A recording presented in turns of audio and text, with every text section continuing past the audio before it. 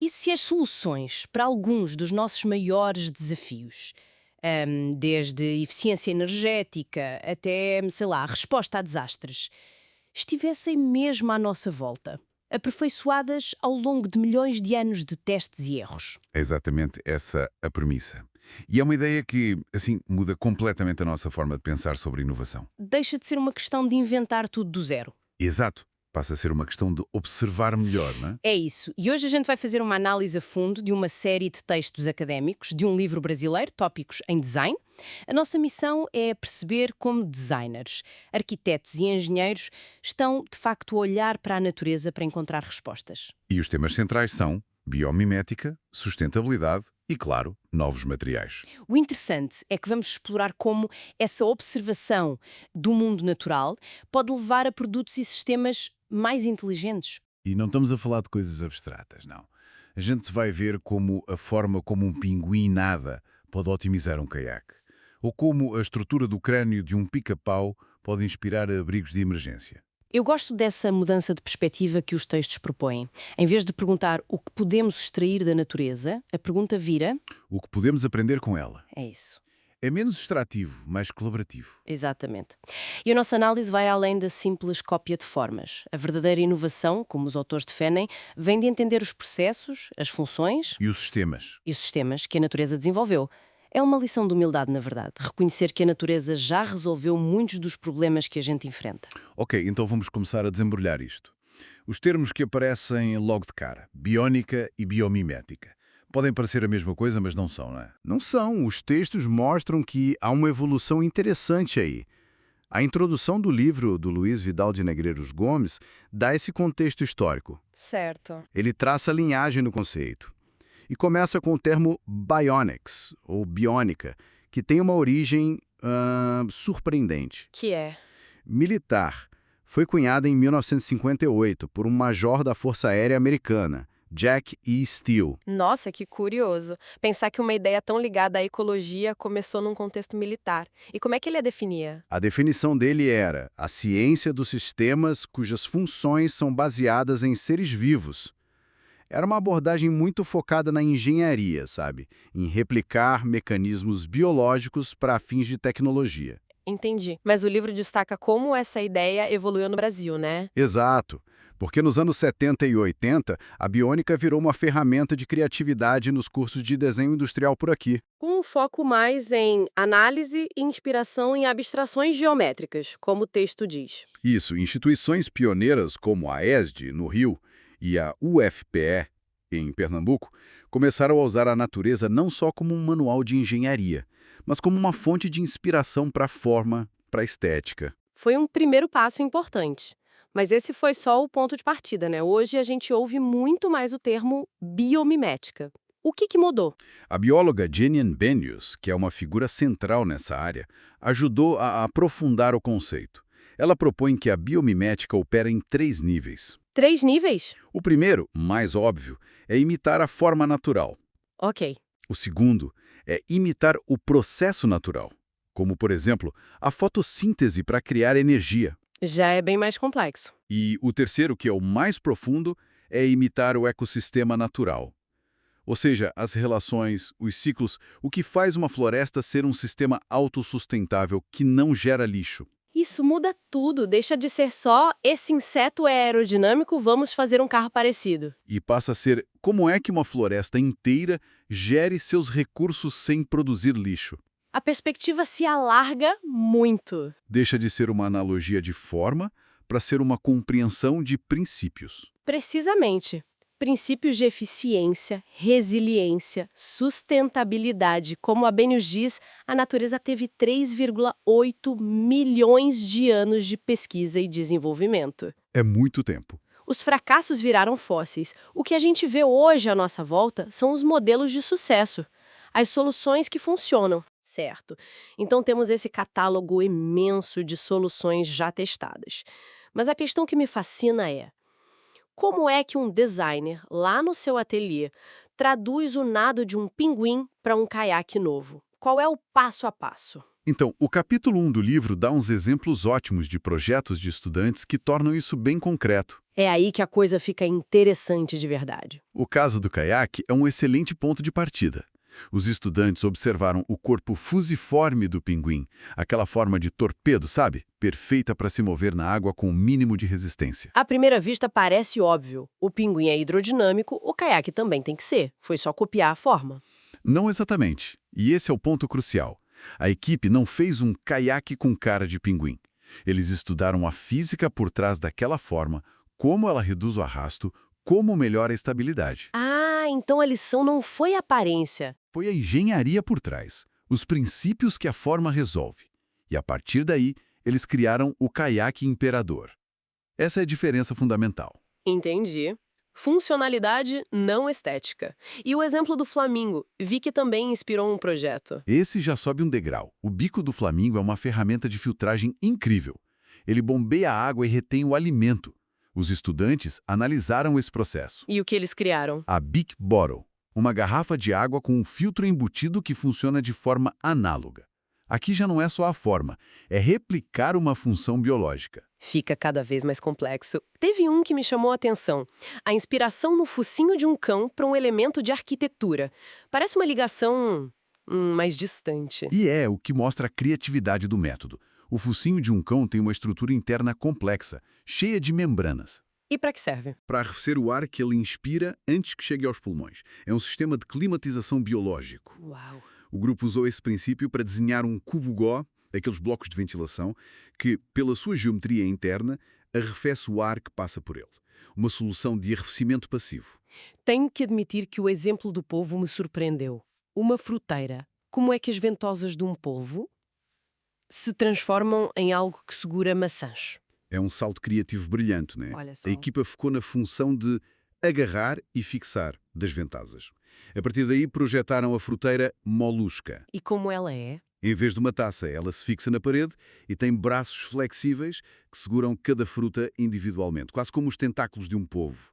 É uma reinterpretação total do que uma fruteira pode ser. O que todos esses exemplos mostram é que não se trata de um momento eureka. Parece ter um método por trás disso. E é fundamental entender isso. A introdução do livro detalha esse processo no quadro 1, Artifícios Metodológicos. É um processo estruturado em 3 fases. Certo. Qual a primeira? Primeiro, o estudo preliminar. É a fase de imersão.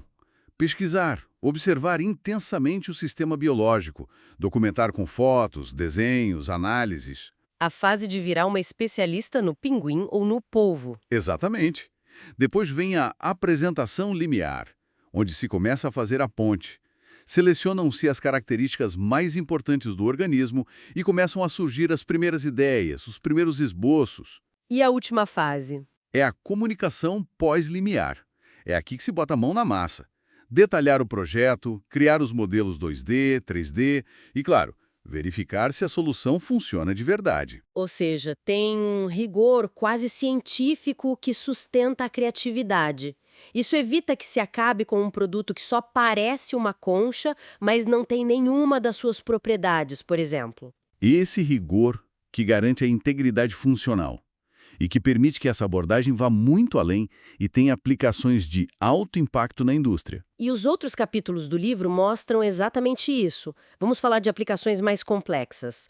O capítulo 3 fala de um desafio de engenharia pesada, suportar dutos de petróleo em solos marinhos instáveis. Um problema extremamente complexo e de alto risco.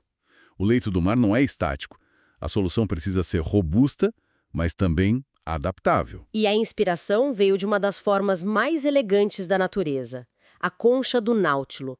Como é que uma coisa tão delicada inspira uma solução para engenharia pesada? A genialidade está no padrão de crescimento da concha, que é uma espiral logarítmica. O fascinante nessa forma é que ela cresce sem alterar a proporção. A concha fica maior, mas a sua forma geral permanece a mesma. E como isso se aplica a um duto? Os engenheiros traduziram esse princípio para um dispositivo de suporte, um came excêntrico que se ajusta automaticamente às mudanças no solo, expandindo ou contraindo, mas mantendo sempre a sua função de suporte ideal. É como se fosse uma solução viva, de certa forma. Exato. A eficiência está na sua capacidade de adaptação dinâmica. E do fundo do mar para uma crise humanitária. O capítulo 4 apresenta uma proposta de abrigos para refugiados climáticos. O ponto de partida? Papelão. Sim, um material de baixo custo, leve, reciclável, mas o desafio é como torná-lo resistente, impermeável e funcional. E a resposta foi integrar múltiplas estratégias biológicas. Exatamente. Um exemplo fantástico de design sistêmico. Vamos por partes. A primeira inspiração para a resistência vem do pica-pau. Isso. O crânio de um pica-pau é uma maravilha. Ele aguenta impactos brutais repetidamente. O segredo é sua estrutura interna de ossos esponjosos que absorvem o choque. E eles imitaram isso no papelão? Sim, nas paredes do abrigo. Criar uma estrutura com faixas de papelão que se encaixam e que é leve, mas incrivelmente resistente a impactos. Incrível! Ok, resolveram a estrutura, mas um abrigo precisa de água potável. E aí entra a segunda inspiração, o besouro da Namíbia. Ah, eu já ouvi falar dele. Ele consegue água no deserto, né? Consegue do nada. A carapaça dele tem áreas que atraem e outras que repelem água. De manhã, as gotas de umidade do nevoeiro condensam na sua carapaça, formam uma gota maior e escorrem direto para sua boca. Parece ficção científica. E o abrigo replica isso. Exatamente. O abrigo inclui uma rede coletora de umidade, inspirada na carapaça, que consegue captar água potável do ar. E para impermeabilizar o próprio papelão. A inspiração vem de algo ainda menor. A camada de proteína que protege as amebas, um tratamento que torna o material resistente à água. O que me impressiona é a combinação de várias lições num único objeto para resolver um problema tão complexo. Não é o design de um produto, é o design de um sistema de sobrevivência. E isso demonstra o nível mais elevado da biomimética. Integrar estratégias de diferentes organismos para criar uma solução holística. Olhando para o futuro, o capítulo 5 nos leva para a arquitetura com fachadas dinâmicas, edifícios cuja pele se adaptam ao ambiente. É uma área com um potencial imenso para a sustentabilidade. Em vez de edifícios serem caixas de vidro que lutam contra o clima com o ar-condicionado, eles podem colaborar com o ambiente. O texto menciona o exemplo clássico, o Eastgate Building, no Zimbábue, que se climatiza quase sem ar-condicionado. A inspiração foi um cupinzeiro. Como isso funciona? Os cupinzeiros africanos são mestres em ventilação passiva. Eles mantêm a temperatura interna estável através de um sistema complexo de túneis e chaminés. O arquiteto Mick Pierce aplicou esses princípios ao prédio. Então o edifício respira. Basicamente, sim. O ar fresco é puxado durante a noite, arrefece a massa de betão e durante o dia o ar quente sobe e sai por chaminés. E o resultado prático disso? Uma poupança de 90% nos custos de energia. E isso foi feito nos anos 90. Nos anos 90. O que levanta a questão, se isso é tão eficiente e existe há tanto tempo, por que a gente não vê mais edifícios assim? Essa é a pergunta de $1 milhão. A barreira muitas vezes não é técnica, mas cultural e econômica. A indústria da construção é conservadora. Mudar essa mentalidade é o grande desafio. E com tecnologias cada vez mais complexas, surge o risco do greenwashing, né? A ideia de que algo é ecológico só porque parece natural. É um risco real.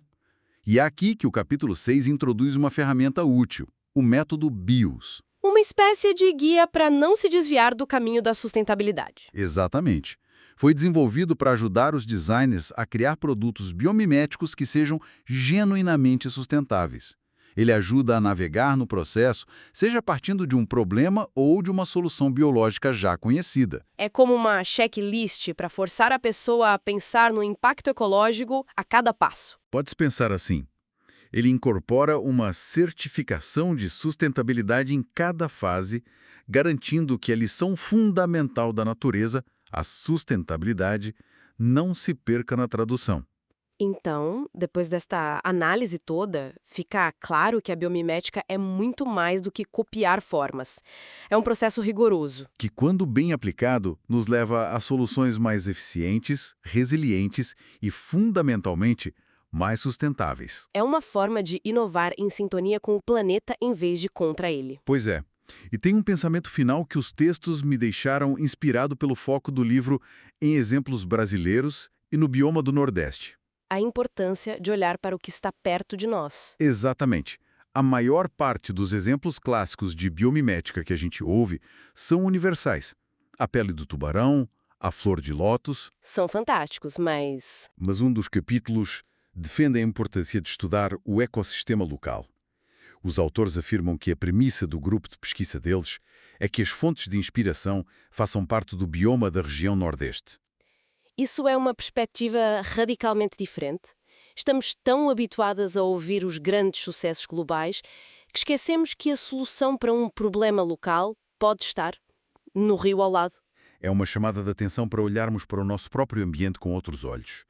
E isso nos leva a uma reflexão final. Qual seria?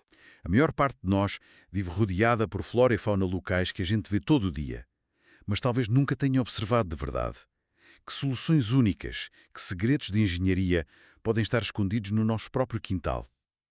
A próxima grande inovação pode não vir de um laboratório de alta tecnologia, mas de uma observação atenta e curiosa do organismo mais comum no nosso ambiente.